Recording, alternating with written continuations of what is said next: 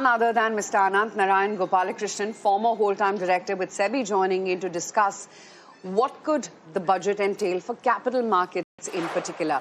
Anand, great to have you in ET now. Tell me, what are your budget expectations, especially when it comes to securities or capital markets? Any securities transaction tax? Anything on that?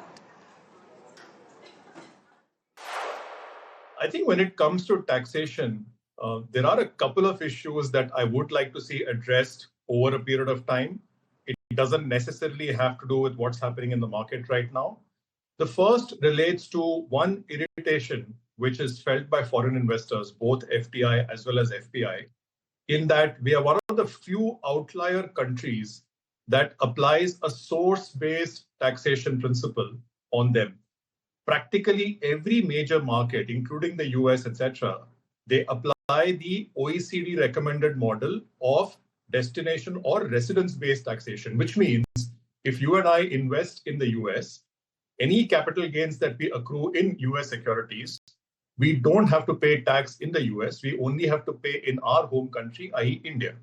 On the other hand, when foreigners come into India, we apply withholding tax on the capital gains. Of course, we have tax treaties, but nevertheless, it's a major irritant for foreign investors because A, we are an aberration. B, if the investor themselves are exempt from paying any capital gains tax in their home country, this withholding that they pay in India, they can't set off and it's therefore a drag. Second, even if they are paying capital gains tax in their home country, some of them struggle to get a set off against the withholding that has been done in India, because the nature of our withholding is not amenable to getting tax credits. And finally, remember, we calculate capital gains in rupee terms. At a time when rupee is depreciating, that again becomes a big drag for foreign investors. So I think it's important that we address this in the medium term. You know, the recent judgment of Tiger Global was in the Supreme Court also doesn't help in terms of giving the overall picture on and clarity, legal clarity around taxation.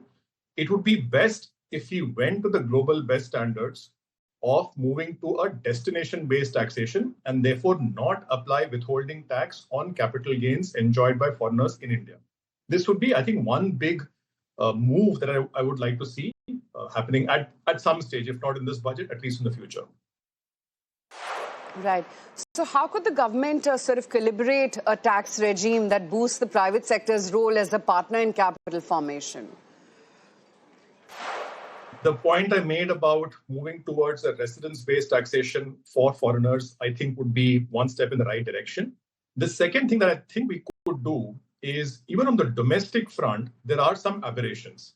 So what happens currently is, because the headline optical, long-term capital gains tax on equity is lower compared to, let's say, investments into corporate bonds or into InvITs or into REITs, tax becomes a big determinant of how much of our personal savings we put into which asset class. Now, frankly, tax should not be a determinant. Based on our risk appetite, we should be doing an asset allocation across equity, across debt, across commodities, across all asset classes. And tax should not be the determining factor.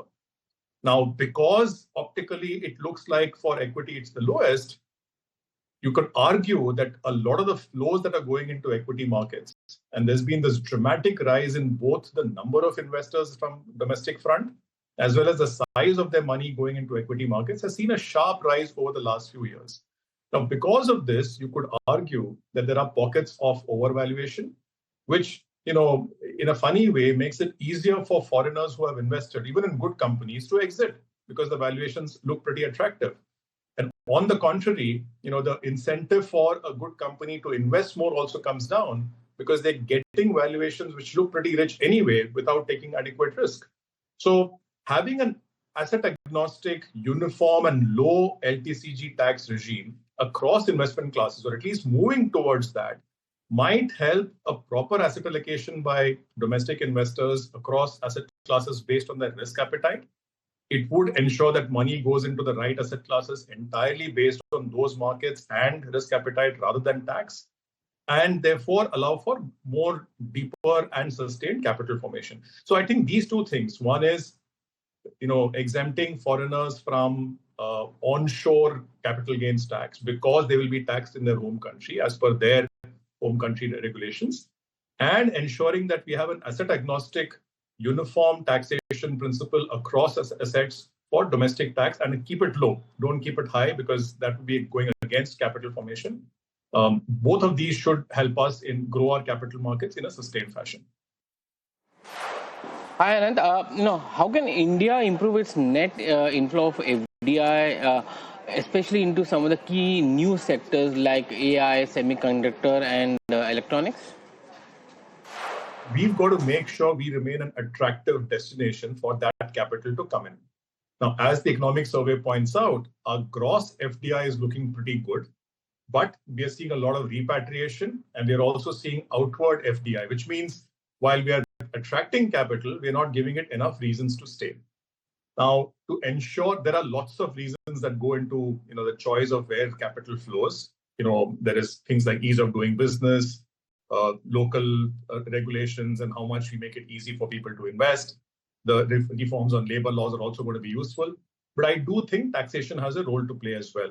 As I mentioned earlier, making sure that we are not taxing capital in a very unique manner, in a kind of an outlier model, as we are doing currently with all of this source-based taxation in India withholding, that will ensure that all the other positives that we have in terms of being a high-growth country with an immense economic potential, with a lot of vibrancy in reforms, etc., all that will stand out, and this irritant that's there in terms of tax will go away. The other thing which, paradoxically, I think we should allow, it's not a bad idea to allow some of our Indian savings to move abroad as well. Now, it sounds silly because how do you allow outflows at a time when currency is under pressure? But I would argue that a lot of the money flowing into equity markets and arguably causing overvaluation there is because we are not making it easy for our domestic investors to actually invest overseas and therefore ensure our capital markets remain efficient. So if we were to increase the limits available to mutual funds to invest overseas, currently it's capped at $7 billion. If we were to gradually increase by, let's say, $1 billion every month, that would ensure that global capital markets also remain open for our savings and thereby ensure that there is some kind of efficiency in our capital markets vis-a-vis the global markets. Anand, you have advocated a residence-based regime for withholding compared to the source-based taxation. How will this make foreign investments into India more attractive? As I mentioned, currently we are an outlier because we are one of the very, very few countries that applies this, source-based taxation principle. Which means imagine that you're a global sovereign wealth fund or a global regulated mutual fund or a trust registered in the US or in Europe or anywhere. You have to keep aside a separate process only for India taxation, where you have to calculate what are your capital gains. You have to see what the treaty says between your country and India. You have to have a withholding tax regime. If you can get a set off against your local taxes, you have to apply for that. And all the issues that I mentioned about if you're actually tax exempt in your home country, or if you can't get a set off, and remember, we are calculating gains in rupee terms, which is not the currency that the foreign investor is looking at. All these become drags and issues as far as the global investor is concerned. So, by the way, there is a sense that if we move to a destination or a residence-based taxation regime, it would be giving exemptions to foreigners at a time when we are taxing domestic. We are not actually, in the global context, we are not giving an exemption. They would be liable to pay whatever capital gains tax is liable in their home country. Similar to what happens today, if you as an Indian invest in US or in Europe, you do not have to pay capital gains in the US for equity markets. You only have to pay your capital gains in India. So it's only going to the global best practice. You're not giving any exemptions to anybody. If at all they're paying a lower capital gains tax, it's because their home country LTCG regime is different from ours. And that's a different debate to have. So what I'm advocating is simply moving to parity as far as the global best practices are concerned. that alone, and I'm not saying that's the only reason, but that alone should be a big relief in terms of removing an irritant for global participants currently. Right. Anand, such a pleasure having you on the show today. Thanks for that insight.